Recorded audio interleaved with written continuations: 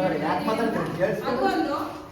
ಎರಡನೇದು, ನಾವು ಹೇಳೋದೊಂದು ಮಾಡೋದೊಂದು ಆಗಬಾರ್ದು. ನಾವೀಗ ಮಕ್ಕಳಿಗೆ ನಾವು ಆಸ್ ಎ ಪೇರೆಂಟ್ಸ್ ಆಗಿರ್ಬೋದು, ಆಸ್ ಎ ಟೀಚರ್ಸ್ ಆಗಿರ್ಬೋದು, ನಾವು ಒಬ್ಬ ಮಾಡೆಲ್ ರೀತಿ ಆಗಿರ್ಬೇಕು. ಅಂದ್ರೆ ನಾವು ಮೊಬೈಲ್ ನೋಡಬೇಡಿ, ಟಿವಿ ನೋಡಬೇಡಿ ಅಂತ ನಾವು ಹೇಳೋದು, ಮಕ್ಕಳು ಮುಂದೆ ನಾವು ಅದನ್ನ ಮಾಡೋದು. ನಾವೇ ಬುಕ್ಸ್ ಎಲ್ಲ ಓದ್ತಾ ಇದ್ರೆ ಮಕ್ಕಳು ಸಹ ಏನ್ ಮಾಡ್ತಾರೆ? ಬುಕ್ಸ್ ಓದ್ತಾರೆ. ಕೇಳ್ತಾರೆ ಅವ್ರು ವಾಪಸ್, ನೀನೇ ಯಾವಾಗಲೂ ಮಮ್ಮಿ ಫೋನ್ ನೋಡ್ತಿರ್ತೀಯಾ, ಪಪ್ಪ ಫೋನ್ ನೋಡ್ತಿರ್ತೀರಾ, ನಮಗೆ ಹೇಳ್ತೀರಾ ಫೋನ್ ನೋಡ್ಬೇಡ್ರಿ ಅಂತ ಹೇಳ್ತೀರಾ ಅಂತ ಕೇಳ್ತಾರ ಇಲ್ಲ ಸರ್ ಮನೆಯಲ್ಲಿ?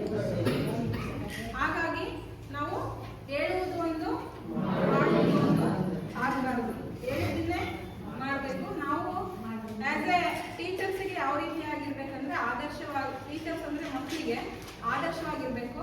ಜೊತೆಗೆ ಪೇರೆಂಟ್ಸ್ ಆಗಿಯೂ ಸಹ ನಾವು ನಮ್ಮ ಕಾರ್ಯವನ್ನ ನಿರ್ವಹಿಸಬೇಕಾಗುತ್ತೆ. ಪ್ರಸ್ತುತ ಸನ್ನಿವೇಶದಲ್ಲಿ ಮೌಲ್ಯ ಶಿಕ್ಷಣದ ಅಗತ್ಯತೆಯನ್ನು ನಾವು ನೋಡ್ತಾ ಹೋದ್ರೆ ಅದ್ರದ್ದು ಅಗತ್ಯತೆ ತುಂಬಾನೇ ನಮಗೆ ಕಾಣಿಸ್ತಾ ಇದೆ. ಒಪ್ಕೊಂತೀರಾ ಎಲ್ಲರೂ? ಅಂದ್ರೆ ಒಬ್ಬ ವ್ಯಕ್ತಿ ಅವನು ಎಷ್ಟು ಎತ್ತರಕ್ಕೆ ಬೆಳೆದ್ರು ಸಹ ಆ ವ್ಯಕ್ತಿಗೆ ಮೌಲ್ಯ ಇದ್ರೆ ಮಾತ್ರ ಆ ಚೇರಿಗೆ ಒಂದು ಅಂದ್ರೆ ಎತ್ತರಕ್ಕೆ ಬೆಳೆಯೋದಂದ್ರೆ ಹೈಟ್ ಅಲ್ಲ, ಅವನ ಒಂದು ವ್ಯಕ್ತಿತ್ವ. ಅವನು ಎಷ್ಟೇ ಉನ್ನತ ಸ್ಥಾನಕ್ಕೆ ಹೋದ್ರೂ ಸಹ ನಾವು ಅಲ್ಲಿ ಆ ವ್ಯಕ್ತಿಗೆ ಬೆಲೆ ಕೊಡೋದು ಯಾವಾಗ? ಅವನಲ್ಲಿ ಮೌಲ್ಯಗಳು ಇದ್ರೆ. ಇಲ್ಲ ಅಂದ್ರೆ ಏನಾಗುತ್ತೆ?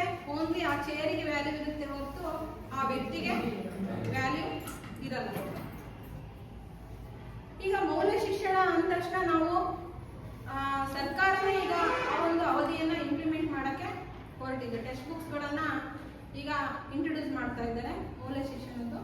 ಹಾಗಾದ್ರೆ ಇಷ್ಟು ದಿನ ನಾವು ಮೌಲ್ಯ ಶಿಕ್ಷಣವನ್ನ, ಪಾಠವನ್ನ ಅಥವಾ ಆ ಅವಧಿಯನ್ನ ಮಾಡ್ತಾ ಇರ್ಲಿಲ್ವಾ?